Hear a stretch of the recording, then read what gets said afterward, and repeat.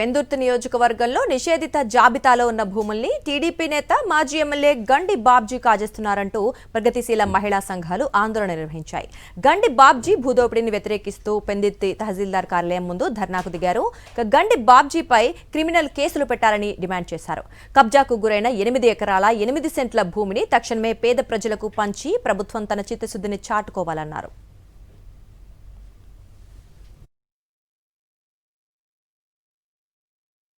అవినీతిమయంగా అధికారాన్ని, పలుకుబడిని, డబ్బుని ఉపయోగించి మేనేజ్ చేసే రెవెన్యూ అధికార యంత్రాంగాన్ని, జీవీఎంసీ యంత్రాంగాన్ని ఉపయోగించుకొని చేస్తున్న తప్ప మరొకటి కాదు. పోలీస్ యంత్రాంగం కూడా ఇందులో ఇమిడి ఉన్నది. ఎందుకంటే అక్కడ ఉన్న పేద ప్రజలంతా ఇది ప్రభుత్వ భూమిని ఇల్లు ఇస్తామంటున్నారు. మరి ప్రభుత్వ భూమి అంతా కబ్జా అయిపోతుంది.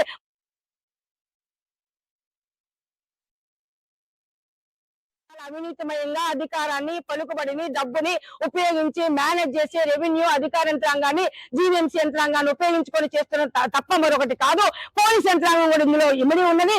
ఎందుకంటే అక్కడ ఉన్న పేద ప్రజలంతా ఇది ప్రభుత్వ భూమిని ఇల్లు ఇస్తామంటున్నారు. మరి ప్రభుత్వ భూమి అంతా కబ్జా అయిపోతుంది.